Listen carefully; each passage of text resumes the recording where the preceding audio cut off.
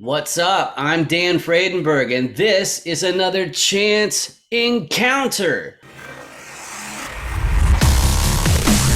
Hey, what's up? I'm Dan Fredenberg. I'm a commercial real estate guy. I'm from the internet.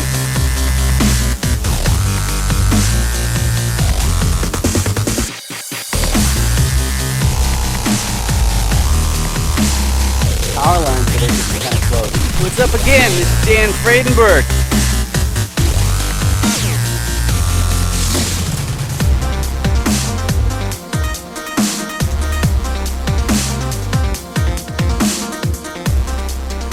I'm joined today with Carlos. Is it Reinoso? Is that how you pronounce that? Yeah. All right, awesome. Now, for you in the audience, you should be aware that one of the most important keys to success is learning how to really effectively introduce yourself. This is something that I struggled with, even though I was in business for almost 10 years, finding more effective ways to introduce yourself. You just can't put a big enough price tag on it. So Carlos, could you please introduce yourself? Well, hopefully I'll do a good job, and thank you, Dan. It's an honor to be here. Yeah, I mean, I've been catching you on other podcasts and on your YouTube channel, and I'm really proud of what you're doing, and it's an honor to be here. So yeah, my name is Carlos D. Reinoso. Basically, I am a syndicator in the process, right? So I'm starting to get some deals in my pipeline. I'm trying, I've been in real estate since 1999 and started originally in Florida. I did some single flips, and I've also done some joint ventures. And now I'm looking to syndicate our first deal with our partnership in my company. Excellent. So the first segment that we have, I share my screen like that, and then when it does this and it doesn't show up, then I click on that and boom, it shows up. So the first part is to talk about the motivation that the investor I'm interviewing has to get a part of an apartment complex deal.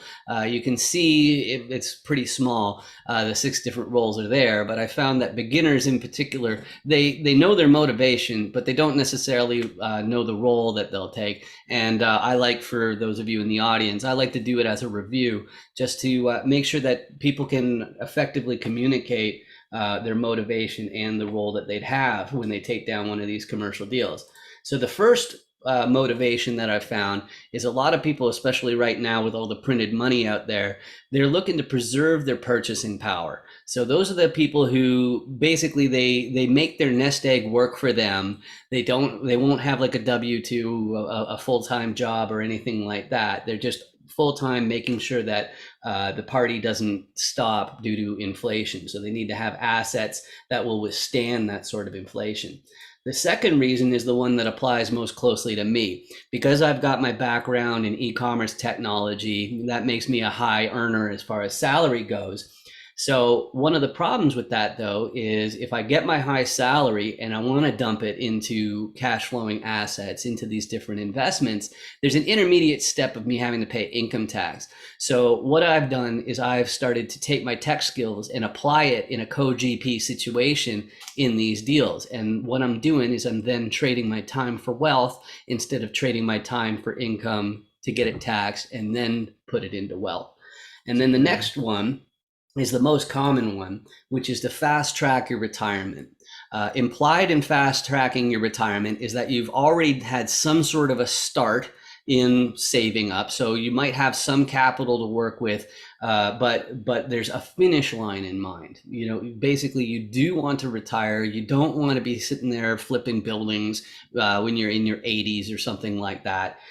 So that differentiates these guys from the next ones who are just pure ambition. They just want to buy their entire hometown. Okay, there's no limit to their ambition. They have to have the fastest Ferrari. They need a skyscraper with their name on it, all that sort of stuff. And that's great to know in a co-GP situation, because at least that they won't just become an accredited investor and then rest on their laurels saying, it's like, you know what, I don't really need to work this hard. So every team needs something like that if you're looking to really, really expand. Right Which on. brings me to the last one, which is kind of the opposite of that, which is some people have a sector of society, or sometimes it has something to do with animals or something like that, that they really want to help out. And they recognize that building wealth is a fantastic vehicle to make a real difference for a sector of society. So I call it an irrational need to help tenants. I'm not saying that it's being irrational in this sense is a bad thing. I'm just saying that profit for profit's sake is not really the main goal in mind here. So with those 5 different motivations, which really resonates with you? What combination of them best describes your situation, Carlos? Yeah, I think where I'm at, it's really the best one. I would say is fast track to retirement, and not only for myself, but for the people that I'm bringing into our deals. A lot of people these days are not sure how they're going to retire. They don't have anything saved up for a nest egg. I am one of those examples. Over the years, I've worked as an insurance agent for a major insurance company. I was an office manager agent for that company. And, I had money set aside and I had a 401k, and that has slowly been depleted. So I figured if I'm going through that situation and I've worked a W-2 most of my life, then somebody else might be going through it. So the idea has always been, especially with this meetup, is as I learn, is bring people along with me. And what can I do to help others in the process? But if I have that problem, right, that yeah, I would call it a problem, then I figured other people might have the same situation. So what I'm doing is I'm learning how to combat that situation and finding ways to help others learn alongside of me, so that in the future, when it's their turn to retire, they'll have something put aside. And these days we live longer, so you don't know how long you're going to live. So I suggest you put aside as much as possible, and that's what I'm all about, doing it for myself, but also bringing others along with me. I love that. I especially love that level of transparency. Me personally, I lived in Taiwan for 15 years and I Right. moved back and forth a few times. And like that's 5 figures each time you want to do it, especially if you've got a family like I do, right? So yeah, I definitely had that same thing where my nest egg, it was nice and sorted out, and then suddenly, uh-oh, not so much anymore. Like I ended up moving back to Canada when Kim Jong Un was lobbing missiles into the Sea of Japan, and I'm going like, well, if Taiwan is not technically a country, it's not a really great place to be. It calmed down a little bit, but that's neither here nor there. But I just wanted to say I really appreciate your transparency like that. And if you're planning on joining one of these chance encounter interviews, I encourage you to do the same, because I think if you're not really transparent, then I think that people will get the wrong feel very, very quickly. So I'm really happy you did that. But that brings me to the roles, the Dan Does Deal die. So I'll start off by talking about what a repositioner is, and that's because that most closely applies to my core competency because of my digital side. A repositioner, you can see that there's a couple of documents here and a couple different properties.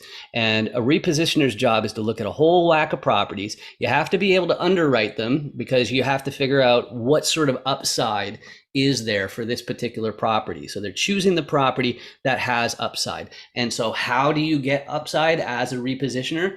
Well, there are a few ways. One is through more efficient operations.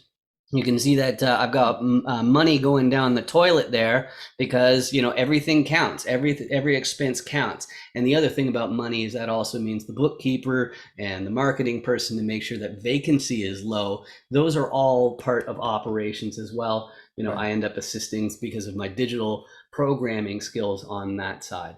But usually right now, because it's the hottest real estate market in history, efficient operations, it's not enough to guarantee that you're going to be able to have sufficient enough upside to make it work as a repositioner. So usually you end up getting a contractor to fix the place up. And then that way you can charge more in rent. People are happier to pay more because it's a nicer place. Right. But another problem that I have, being from the internet and Canada, it means that I'm not going to be going to the property within an hour every single time there's a problem. So you also need boots on the ground. You need a local. You have to have somebody in the fold who can be there at a moment's notice, more or less, and that summarizes the more or less day-to-day people. But when you're taking down the property, you have to go to a financier, in other words, a bank, and say, hey, lend me a whole whack of money. Give me a few million bucks, 10 million bucks, whatever it is for this apartment complex so I can buy it.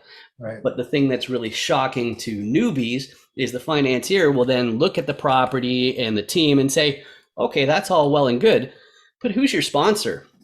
And the sponsor is the person who already owns a similar asset. So if Jeff Bezos wants to buy a 450 unit apartment complex, he has to have somebody in the fold who already owns a similar asset before he'll be eligible to get the loan.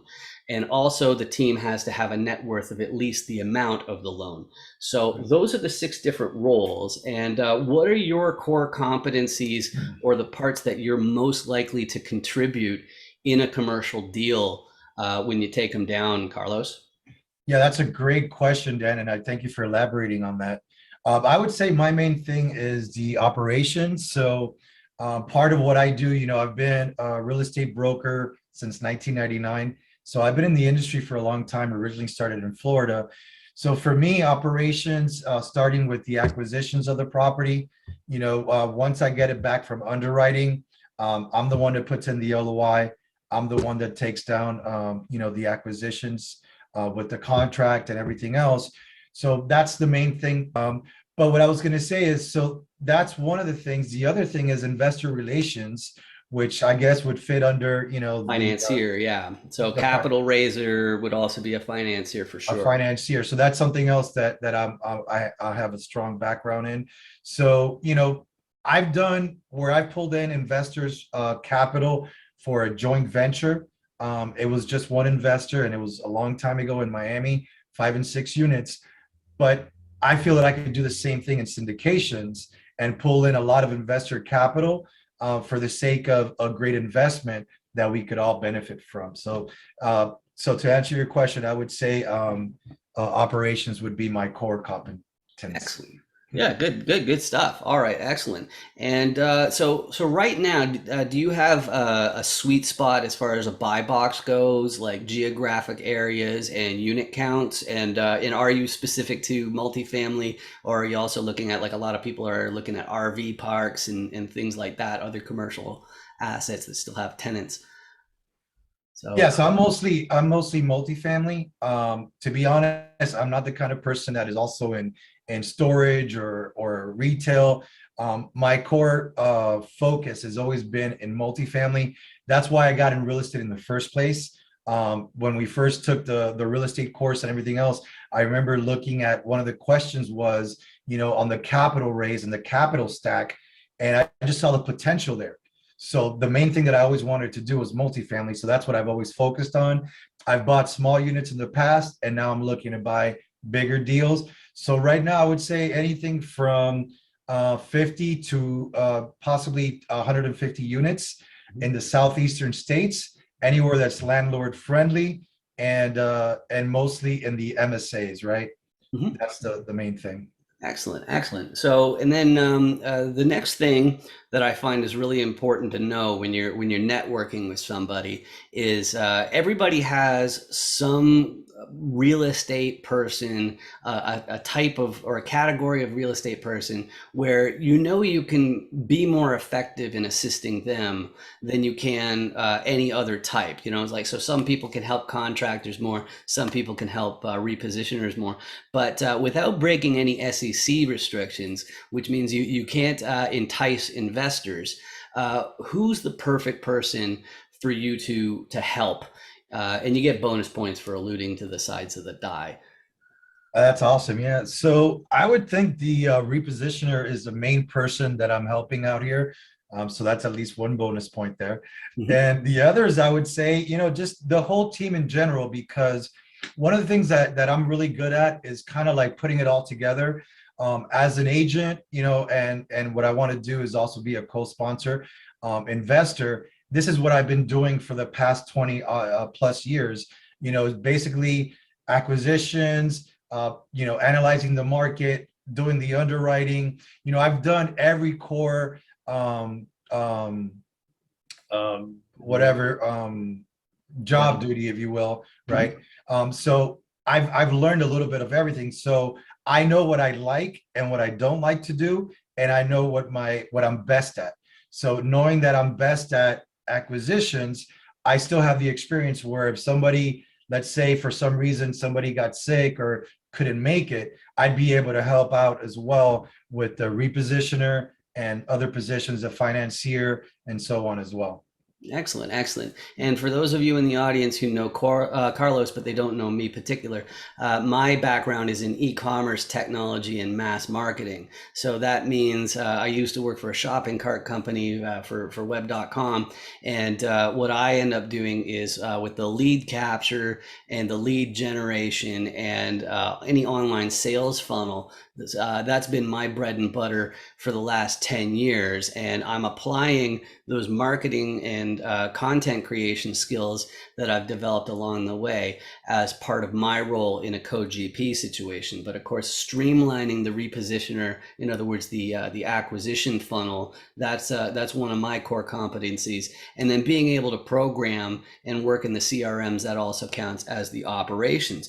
But you and I both met through some meetups that I found via LinkedIn. Is LinkedIn the best way to reach out to you and find you? Or I see a .com behind you on your background. Is there a website that's more appropriate? Yeah, LinkedIn would be the best place to find me. You can find me at Carlos D. Reinoso on there. I would also say Facebook. I have a business page on there, and I actually have two personal pages. I met my 5,000 friend mark, and I still was getting a lot of friend requests and everything. So I started a new page as well. But I would say LinkedIn is number one, and my personal Facebook, my business Facebook page would be the second best place to reach me. Okay, excellent, excellent. And one more thing for you in the audience, which is if you look carefully at your screen and somewhere below my guitar here, you'll see a red button and it says subscribe, and that's bad. What you should do is you should click on it so it turns gray, and that means you have subscribed, which is free. It doesn't cost you a cent. All it does is it means that these videos end up being on your list of suggestions. People our age don't even really look at the suggestions. The only time we open up the YouTube app is if we're searching for something specific. So it's not really any hair off your back, but it really does make a big difference to me, because that means YouTube pays for these videos instead of me, which is a lot better. So please do hit subscribe. But Carlos, thank you very much for your time today. It's been great talking to you. Same here, Dan. Thank you so much. Awesome. And thanks for watching. See ya. Bye.